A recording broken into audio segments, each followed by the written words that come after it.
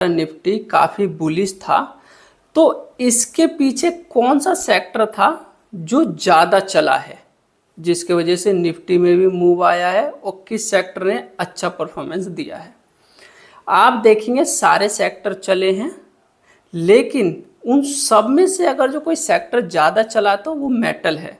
अब metal sector को देखेंगे, मेटल सेक्टर जो है वो आपका करीबन 2 से 2.5% ऊपर था।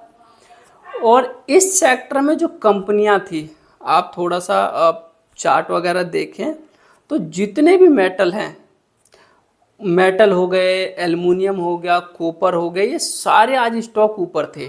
किसी में 2%, किसी में 3%, किसी में 5% का जंप था, और सब ने आज परफॉर्मेंस अच्छा दिया है मेटल ने।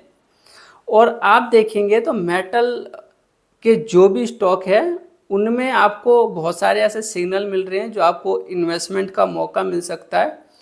कई सारे कंपनियों में, स्टॉकों में आपने देखा होगा ब्रेकआउट भी मिला है, तो आप वहाँ पे इन्वेस्टमेंट कर सकते हैं अपना छोटा सा कोई आसपास में एसएल लगा के, कि भी एक अच्छा मौका हो सकता है मेटल कंपनियों में आपका इन्वेस्टमेंट के लिए।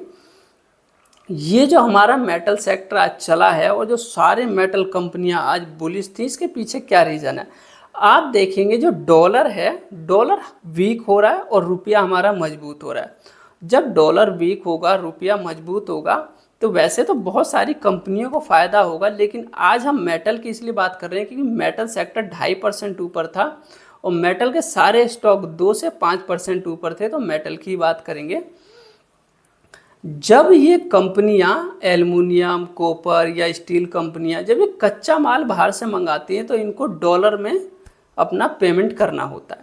अब डॉलर वीक हो रहा है तो इन कंपनियों को जब ये कच्चा माल मंगाएंगी और इनको पेमेंट करना होगा तो डॉलर के मुकाबले इनको पैसे कम देने पड़ेंगे।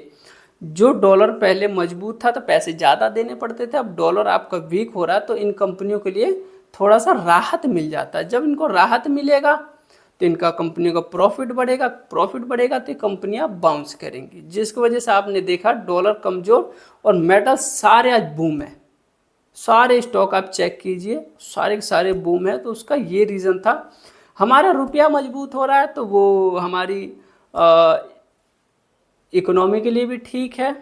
और दूसरी जो चीज़ें हैं इन कंपनियों के लिए, जैसे बाहर से अगर जो कोई माल लेता है, जैसे ये सारी कंपनियां हैं कच्चा माल मंगाती हैं, सस्ता पैसा देना पड़ेगा डॉलर के मुकाबले, लेकिन जब यही अपना माल बाहर देंगी तो इनको अच्छा भाव मिलेगा क्योंकि हमारा रुपया मजबूत है, जिसके वजह से सारी कंपनियां आज बुलिश थी।